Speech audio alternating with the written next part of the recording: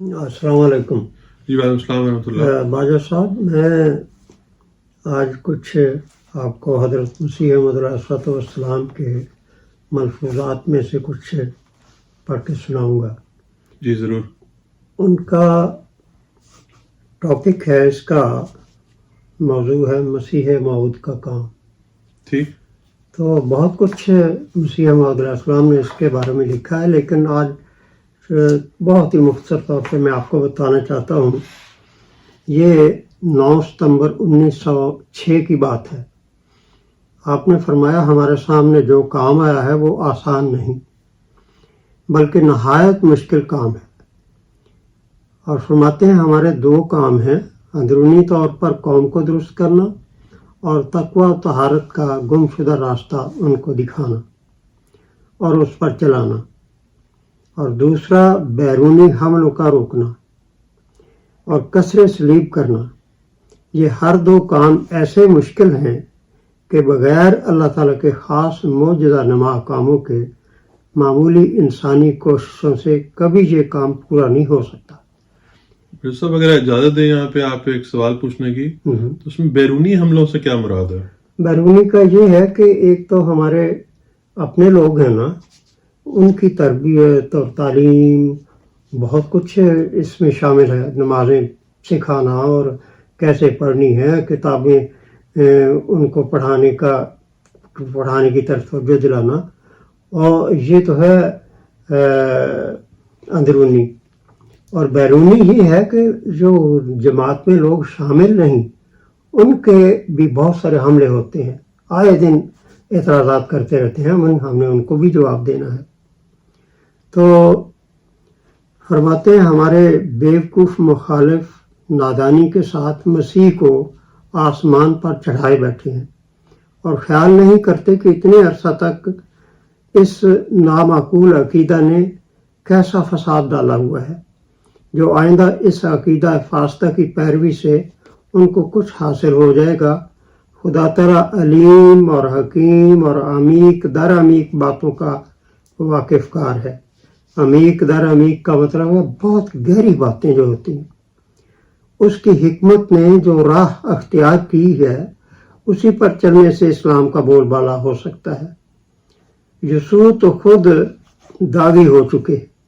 یسوع کا مطلب حضرت مسیح علیہ السلام جو 2000 سال پہلے آئے تھے اور اسرائیلی قوم کے آخری نبی تھے وہ، اور ان کے نام پر اس قدر شرک ہوتا ہے. اب ان کی آمد میں اسلام کے واسطے کوئی فائدہ کی صورت نہیں بن سکتی. اور یہاں پہ میرے صاحب داغی سے کیا مراد ہے؟ جو یسوع تو خود داغی ہو چکے. مطلب ہے اس کا آگے جا کے نا تو حضور اس کا وضاحت بھی فرمائیں گے، لیکن میں آپ کو بتاتا ہوں کہ داغ کیا ہوتا ہے. اچھا. کسی کے اوپر کوئی داغ لگ جائے، برائی، کوئی کپڑا ہے فرض کریں تو اس کے اوپر سفید کا رنگ کا ہے اور کالے رنگ کا یا سرخ رنگ کا کوئی داغ لگ جائے، اس کو داغی کہتے ہیں. تو فرماتے ہیں کہ اب ان کی آمد میں اسلام کے واسطے کوئی فائدہ کی صورت نہیں بن سکتی. اسلام کے واسطے بیرونی اور اندرونی فساد اس حد تک پہنچ چکے ہیں کہ ظاہری عقل کے مطابق تو اب یاس اور ناامیدی کے سوائے کچھ واقعی نہیں ہے. دین کی اشاعت کے لیے جو سامان طاقتیں عیسائیوں کے پاس ہیں، ایک ایک کتاب کو کئی لاکھ چھاپتے ہیں وہ اور مفت تقسیم کرتے ہیں. اتنی سامان ہے ان کے پاس اور مفت تقسیم کرتے ہیں. وہ بات مسلمانوں کو کہاں حاصل ہے؟ مجھے قطع کلامی معاف، مجھے اس سے یاد آیا کافی سال پہلے مجھے مری جانے کا اتفاق ہوا. تو وہاں پہ جو مال روڈ پہ چرچ ہے اس کے باہر وہ ٹیبل رکھ کے مفت بائبل جو ہے وہ لوگوں کو دے رہے تھے. اور عام طور پر قرآن لوگوں کو مفت نہیں مل سکتا لیکن بائبل مفت مل سکتی ہے. بالکل ٹھیک ہے. تو یہی حضور فرما رہے ہیں. یہاں تو ایک چھوٹا سا رسالہ چھاپنا تو اس کے واسطے بھی سامان بمشکل حاصل ہوتا ہے. چھوٹی سی کتاب بھی نہیں ہم چھاپ سکتے، ہمارے پاس سامان نہیں ہے. اور یہ اس وقت کی بات ہے 1906 کی بات بتا رہے ہیں حضور. غرض ظاہری دولت اور طاقت اور سعی کے ذریعے سے ہم فتح نہیں پا سکتے، بلکہ ہمارا ہتھیار ہے صرف دعا اور توجہ اللہ. یہ بھاری مہم صرف دعا کے عظیم الشان ذریعے سے سر ہوگی. ڈاکٹر عبدالحکیم ایک بندہ تھا جو حضرت مسیح موعود علیہ السلام کا پہلے پیارو تھا، لیکن بعد میں کچھ اس کو اعتراضات ہوئے، اس کو دل کو کھٹکا کہ پتہ نہیں وہ کیا بندہ بن گیا ہے، تو وہ جماعت چھوڑ گیا تھا. تو حضور فرماتے ہیں ڈاکٹر عبدالحکیم نادانی سے اعتراض کرتا ہے کہ یہ ایک جگہ بیٹھے ہوئے ہیں، کیوں ایسا نہیں کرتے کہ شہر بشہر گشت کریں. اچھا. یہ اس کی غلطی ہے. اگر میں جانتا کہ ملکوں میں پھرنے سے فائدہ حاصل ہو سکتا ہے تو میں ضرور ہی ایسا کرتا. حدیث شریف میں دجال کے متعلق آیا ہے لا یدانے لأحد لقتالہ، کہ اس کے ساتھ جنگ کرنے کے ہاتھ کسی کے پاس نہ ہوں گے. یعنی اتنی مضبوط طاقتیں اس کے پاس ہوں گی، خود اتنا مضبوط ہوگا کہ اس کے لوگوں کے پاس ہاتھ نہیں ہوں گے، طاقت نہیں ہوگی اس کا مقابلہ کرنے کے لیے. زمینی اسباب کے ساتھ ہم اس دجال کا مقابلہ نہیں کر سکتے، کیونکہ زمینی اسباب خود اس کے پاس بہت ہیں. ہمارے پاس کوئی ایسے اعلیٰ ہتھیار ہونا چاہیے جو اس کے پاس نہ ہو، تب تو ہم فتح پا سکتے ہیں. آج کل مخلوق پر دنیا کی حب حد سے غالب ہے. حب کا مطلب محبت، یعنی دنیا مخلوق پرست ہے اور مال سے بڑی محبت کرتی ہے، دنیا سے محبت کرتی ہے، وہ بڑی غالب ہے. اس کو ہم نکالنا چاہتے ہیں، اور اسی کو نکالنا سب سے زیادہ مشکل کام ہے. لکھا ہے کہ سب سے آخر جو چیز نفس سے نکلتی ہے وہ دنیا کی محبت ہے. بجز ایک آسمانی طاقت کے ہمارے واسطے کوئی کامیابی کی راہ نہیں ہے. تو یہ ہے جو حضرت مسیح موعود علیہ السلام نے فرمایا. ایک چھوٹا سا اقتباس ہے، تو آج ہم میرا خیال اسی پر بس کرتے ہیں. مجھے اس میں ایک سوال ذہن میں آیا جب آپ پڑھ رہے تھے. میں آپ سے گزارش کرتا ہوں کہ جس طرح یہاں لکھا ہوا ہے کہ دجال کے متعلق جو حدیث آئی ہے کہ اس کے ساتھ جنگ کرنے کے ہاتھ کسی کے پاس نہ ہوں گے، تو ایک تو یہ کہ دجال سے عمومی طور پر کیا مراد ہے؟ دجال کا مطلب دجل ہے. اصل یہ دجل سے دجال بنایا گیا ہے.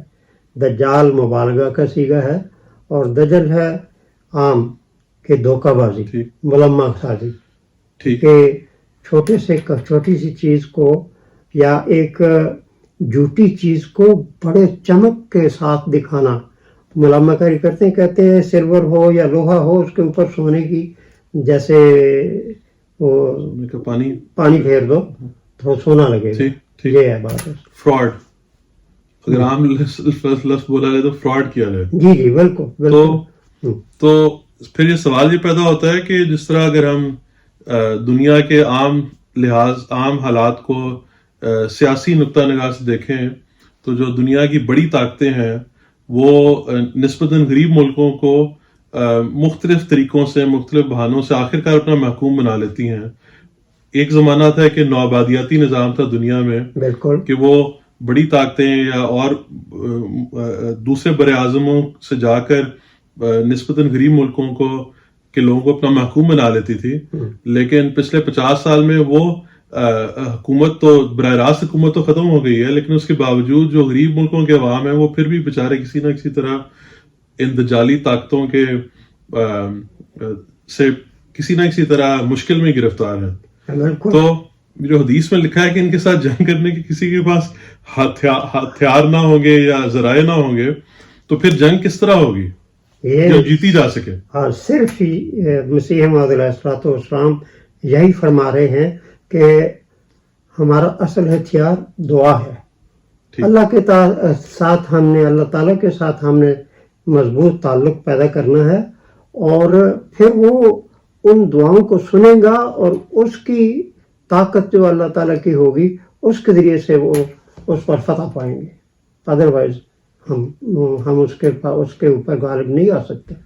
سے مجھے اس بات سے یہ بھی خیال آیا کہ دنیا میں تقریباً آج کل 50 کے قریب اسلامی ممالک ہیں، لیکن وہ ظاہری لحاظ سے اور اپنی جنگی ساز و سامان کے لحاظ سے اپنی باوجود 50 ہونے کے نہایت کمزور ہیں دنیا کے باقی ممالک کی نسبت. بالکل ٹھیک ہے. تو اس لیے وہ غیر مسلم طاقتوں سے نبرد آزما تو ظاہری طور پر یا جو فزیکل ذرائع ہیں، مادی ذرائع ہیں، ان کے ذریعے تو نہیں ہو سکتا. ہاں بالکل ٹھیک ہے. یہی تو حضرت مسیح موعود علیہ السلام فرما رہے ہیں کہ اللہ تعالیٰ نے مجھے بھیجا ہے، لیکن میرے پاس بھی کوئی اوزار نہیں ہے.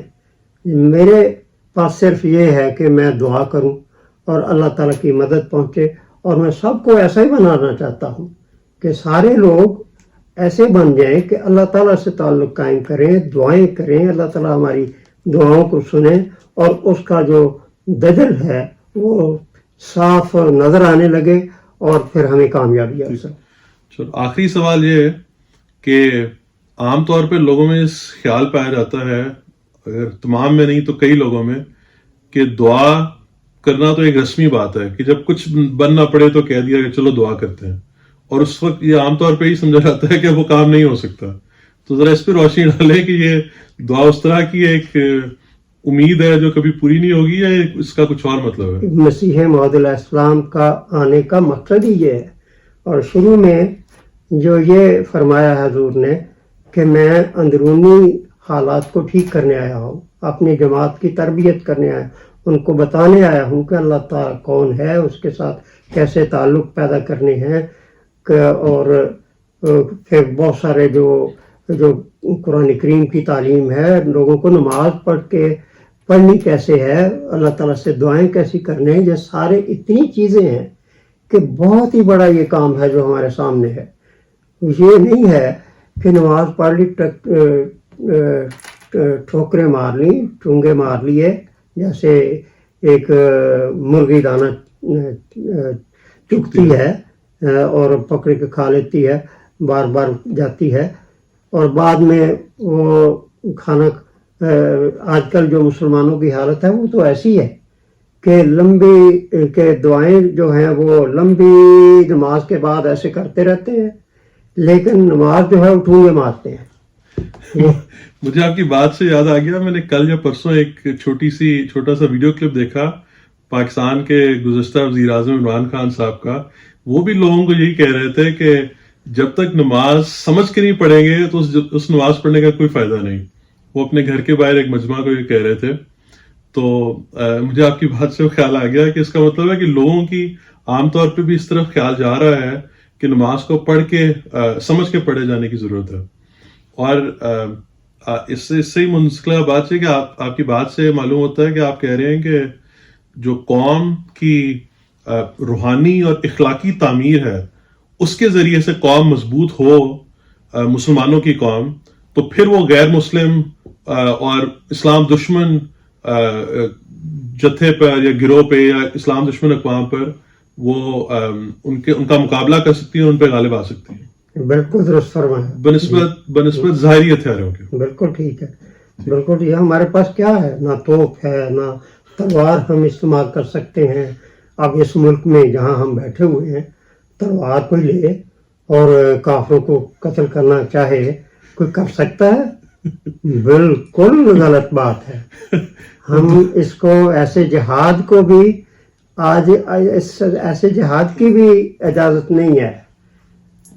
وہاں پہ جو دوسری غیر مسلم طاقتیں ہیں یا اور ممالک ہیں جو اپنے آپ کو اسلام سے منسلک نہیں کرتے یا اسلام کی طرف منسوب نہیں کرتے، ان کے پاس تو آج کل ڈرون ہتھیار آ چکے ہیں جو دور سے ہی اپنے مخالف پر، اپنے ملک کے، چاہے وہ سیاسی مخالف ہی ہو، اس سیاسی مخالف کو دور سے بیٹھ کے وہ نشانہ بنا لیتے ہیں. ہاں، بہت کچھ ہے ان کے پاس. یہ تو ہم اس پر انشاءاللہ کرتے رہیں گے پروگرام اور بھی آئندہ. تو آج میرا خیال ہے اتنے کافی ہے. ٹھیک ہے. جزاک اللہ. شکریہ. اچھا جی، السلام علیکم و رحمۃ اللہ.